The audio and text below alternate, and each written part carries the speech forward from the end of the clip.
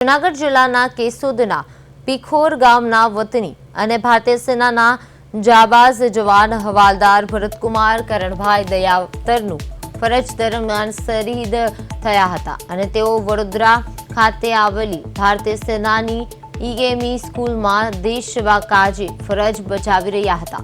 ફરજ પર હતા તે દરમિયાન જ અચાનક હાર્ટ એટેક આવવાના કારણે તેમનું નિધન થયું હોવાની પ્રાથમિક માહિતી મળી છે।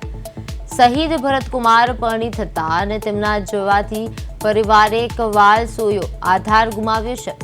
જાબાઝ જવાનના પાર્થિવ દેહને લશ્કરી સન્માન સાથે જ્યારે પ્રથમ જૂનાગઢ અને ત્યારબાદ તેમના વતન કેશોદ ખાતે લાવવામાં આવ્યું છે।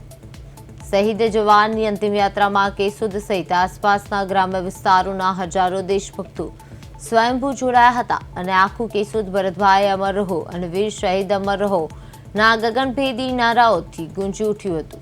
કેશોદ સ્મશાન ગૃહ ખાતે વીર જવાનના અંતિમ દર્શન માટે માનવ મેદરામ ઉમટ્યો હતો, જ્યાં પરિવારજનોના આક્રંદથી વાતાવરણ ગમગીન બન્યું હતું। અંતમાં સેનાના પ્રોટોકોલ મુજબ અમર જવાનને ગાર્ડ ઓફ ઓનર અને સલામતી આપી અશ્રુભીની આંખે અંતિમ વિદાય આપવામાં આવી હતી।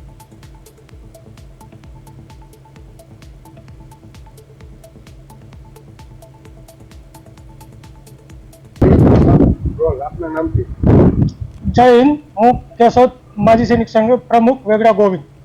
अत्यंत दुखद अवसान हूँ कहवा मागू छूँ कि भरतभाई करणभाई दयातर जे वडोदरा ईएमई खाते शहीद थई गયેલ છે તો તેનો પાર્થિવ શરીર અત્યારે કેશોદ મુકામે આવેલ છે।